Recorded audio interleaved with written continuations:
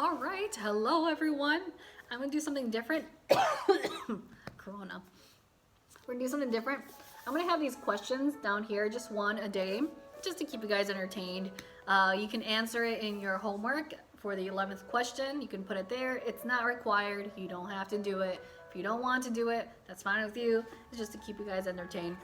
And for me to get to know you. Make sure you're always doing your work diligently. If you have questions, make sure you look down here. I also will have the question down here. Anything that, any information that I need to pass along to you guys, it's always down there. For the lesson, we're working with lesson 77. That is page 505. We're gonna have to work with these multi-step inequalities, solving two-step inequalities. Last time I sent you a link to a video from Khan Academy to show you the introduction for these lessons. This is very important. Inequalities, you deal with them exactly how you would deal with equations. Equation is equal sign, inequality is these symbols right here. Here we have 8m minus 12 is less than or equal to negative 36. We are trying to get the m by itself. So here, left side, right side, we have to get the m by itself. It looks like something is adding or subtracting into it, so we get rid of it. Now we have 8m is less than or equal to negative 24.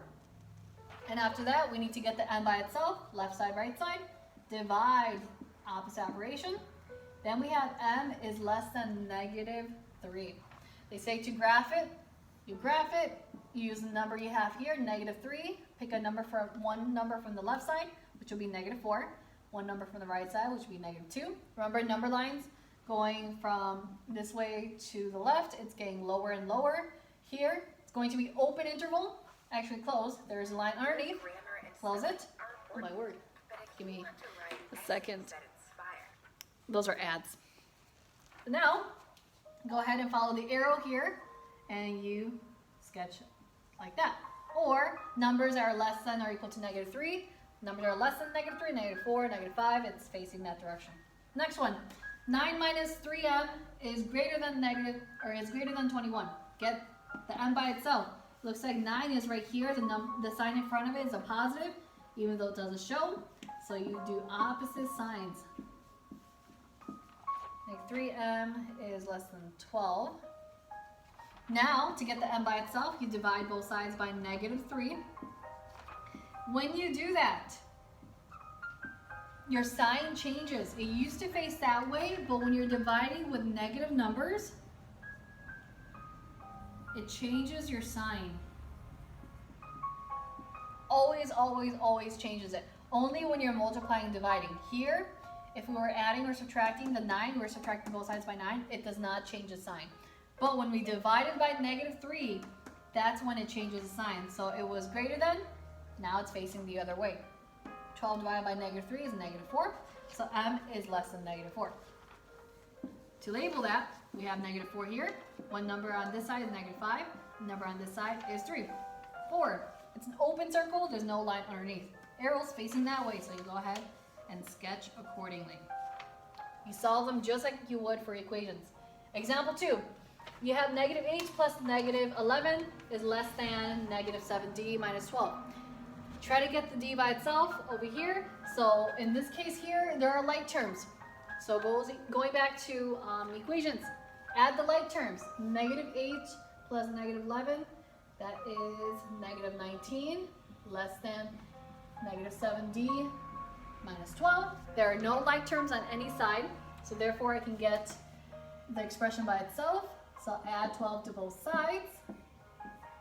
Then you have negative 7d is less than negative 7.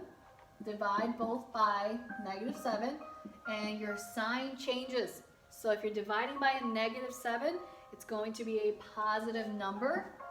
So therefore, instead of less than, you have greater than. Negative 7 divided by negative 7 is positive 1. So you have 1 is greater than d. Another way you can write this is d is less than 1, if you like the expression or the variable first. But either way, both of them work out well. Here we have 1, left side is 0, right side is 2. We have open circle here, and depending on how you're looking at it, For the first equation, if the number is first, you're always drawing your arrows on the opposite direction. So your arrow's facing that way, you're going to draw it at the opposite direction there. If the number is first. If the expression is first, you just look at where the arrow's pointing and you fill in accordingly. B, we have this here, it looks like we have to do multiple steps. Here on the left side, we have distributive property. We have to make sure we distribute. Negative 6 times 4 is negative 24. Negative 6 times x is positive 6x. That's it on the left side. Let's go ahead and do two things at the same time. So this side, I did distributive property. The right side is negative 12 squared. If you notice there's no parentheses, you have to bring that negative down. It doesn't say negative 12 and that number is being squared. It says negative and whatever number after that you'll get, it will be a negative number. So it's going to be negative and 12 squared is 144. So include the negative unless it's parentheses. Now, to get the x by itself, we add 24. We get 6x is greater than or equal to negative 120. Now we have to get x by itself, so you divide both sides. X is greater than or equal to, in this case, negative 20. To sketch it, we go ahead and there's more adds. Dang it! All right. Now we have negative 20 on the left side, negative 21, negative 19. It's an open or closed circle. In this case, it's an open or closed circle. There's a line underneath. The arrow's facing that way, so you go ahead and sketch accordingly. Or numbers that are greater than negative 20 is negative 19, 0, 7, 10, 100. See, this one is where it gets a little bit tricky.